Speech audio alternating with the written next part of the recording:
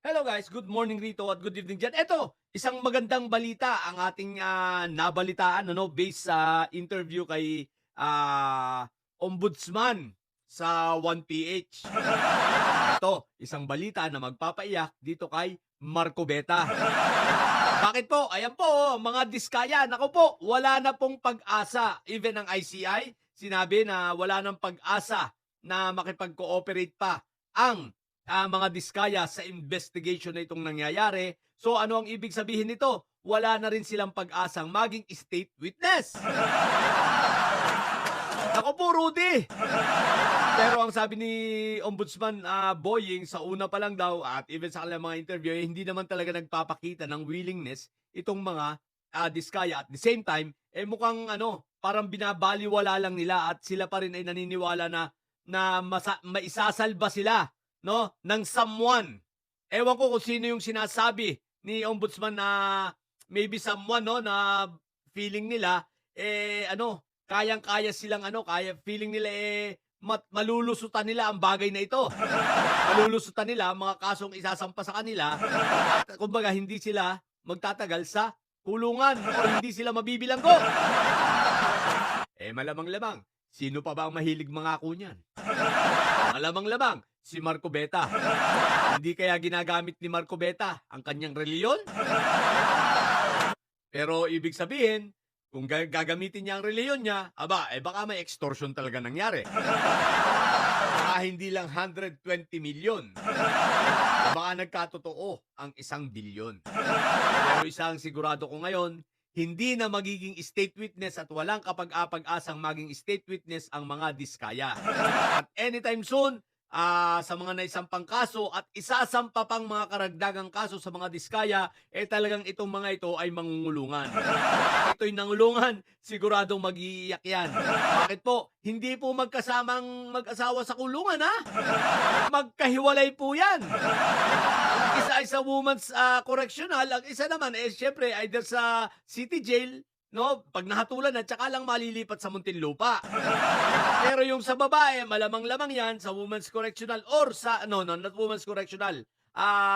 Pwedeng sa Taguig, pwedeng sa Bikutan yan Pwede rin sa Karingal, Karingal.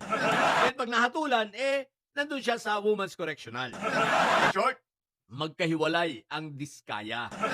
Ngayon, bakit nag-iiyak itong si Marco Beta? Sapagkat naging tinik sa kanyang plano si Ombudsman. Sa Senado pa lang, obvious na iritang-irita na si Marco Beta kay Ombudsman Boy. Ngayon, lalo na. Bakit? Sapagkat talagang mababaw ng mga diskaya. Malamang-lamang kahit papaano may takot si Marco Beta, baka in the end, biglang umamin itong mga diskaya. Dahil hindi rin mapagkakatiwalaan. Ako naman sa diskaya ba't hindi ka pa mandadamay? Damay-damay na.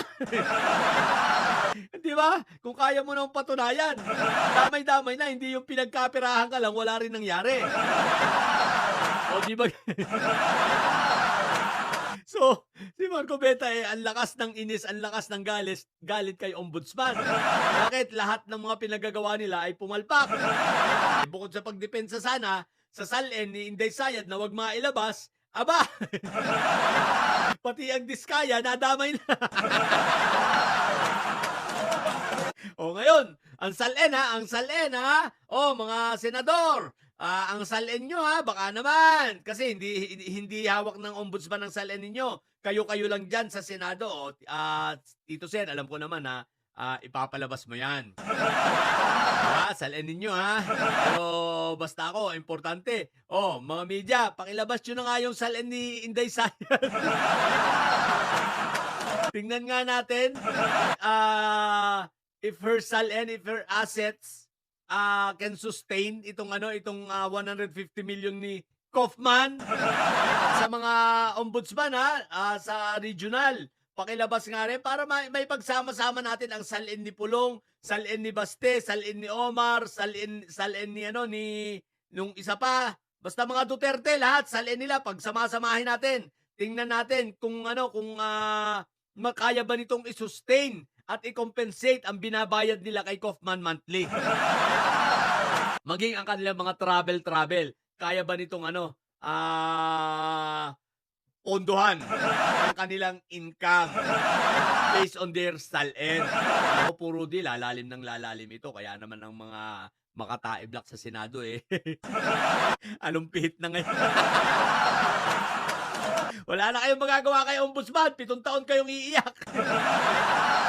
Mga king ina nyo, mga senador kayong mga makatae-black. Kayong mga congressman na makatae-black. Hoy Senado at Congress mga SALN ninyo siyempre kayo ang maglalabas niyan Supreme Court, bigyan naman, SALN ninyo dyan. So ilan muna sa umagang ito, nakakatuwa naman ang balitang ito na talagang nagpapaiyak kay Marco Beta. Yung kanyang mga pinakamamahal na diskaya, wala nang pag-asa. Wala nang pag-asang maging state witness. Nagbitaw na ang DOJ at nagbitaw na ng ombudsman. Pati ang ICI sinabing hindi na sila makikipag-cooperate talaga ang mga diskaya based on their assessment.